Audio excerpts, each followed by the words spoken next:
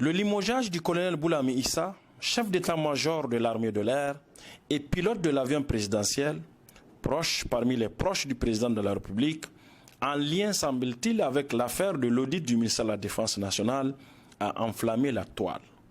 Sur le net, en effet, où le débat sur cette affaire est le plus intense, chacun y va de son interprétation et de son analyse. Si pour les plus optimistes, cette décision va dans le bon sens, pour les moins optimistes, cependant, l'on attend de voir.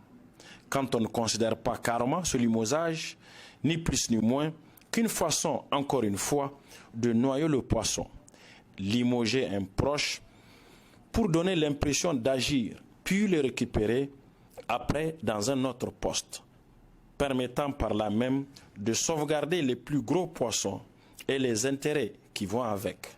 Décidément, beaucoup de Nigériens ont de moins en moins confiance au régime de la Renaissance quand il s'agit de punir à bon escient ces enfants indélicats, même au nom de l'intérêt national ou au nom de la justice, qui est pourtant, en principe, la même pour tous. Cependant, à l'allure où évoluent les choses, il sera de plus en plus difficile au pouvoir de la Renaissance de continuer à protéger ses ouailles vouées aux gémonies dans cette affaire d'audit du ministère de la Défense nationale. En effet, sans qu'on ne comprenne par qui ni comment, le document du rapport de l'audit, jusque dans ses moindres détails, sont étalés sur les réseaux sociaux, autant dire sur la place publique, à la portée de tous et de chacun. Et tous et chacun se rendent compte aujourd'hui, avec horreur et stupéfaction, l'immensité des dégâts causés sur les finances publiques.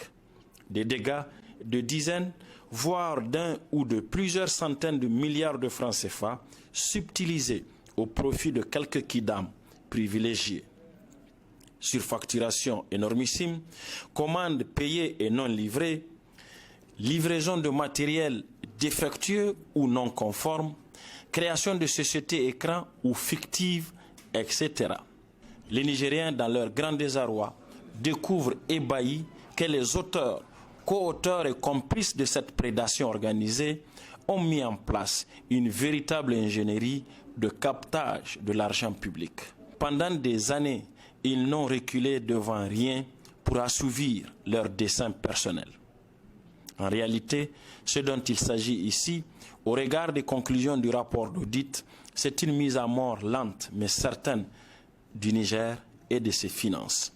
Une voracité sauvage qui a mis en danger la défense et la sécurité du pays.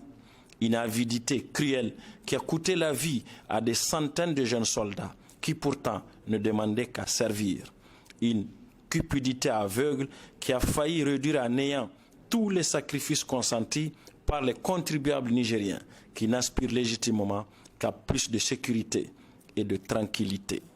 C'est pourquoi aujourd'hui, au moment où le rapport d'audit du ministère de la Défense nationale a cessé d'être confidentiel par la force des choses, ce qui intéresse les Nigériens, ce n'est plus de savoir par qui ni comment ce document censé rester confidentiel, on ne sait d'ailleurs pas pourquoi, s'est-il retrouvé sur la place publique. Mais la question est plutôt de savoir qu'est-ce qui va se passer maintenant. En effet, qu'est-ce qui va se passer dans cette affaire maintenant que ce qui a été caché est désormais vu de tous? Maintenant que ce qui était dissimulé a été découvert par tous. Maintenant que ce qu'on a voulu omettre a été su de tous. Maintenant que ce qu'on a voulu taire a été entendu par tous. Dans son dernier message bilan de ses 9 ans de présidence, le président de la République disait que son seul regret était le chemin de fer qu'il n'a pu réaliser. Tout à fait légitime de nourrir un tel regret quand on passe à côté d'un rêve de 60 ans. Cependant, le regret du peuple, Monsieur le Président, c'est risquer de vous voir quitter votre fauteuil en laissant impunis les auteurs de cette infamie au ministère de la Défense nationale. Le regret des Nigériens, c'est risquer de vous voir partir du pouvoir sans jamais mettre un grand et véritable coup de pied dans cette gangrène insipide et insensible, nichée dans les arcanes du pouvoir, dont le sport favori est la corruption et l'enrichissement illicite. Monsieur le Président, vous, le seul élu national, vous, le seul comptable devant Dieu et le peuple, combien de temps encore allez-vous laisser ces pratiques corruptives honteuses à avoir droit de citer au sommet de l'État?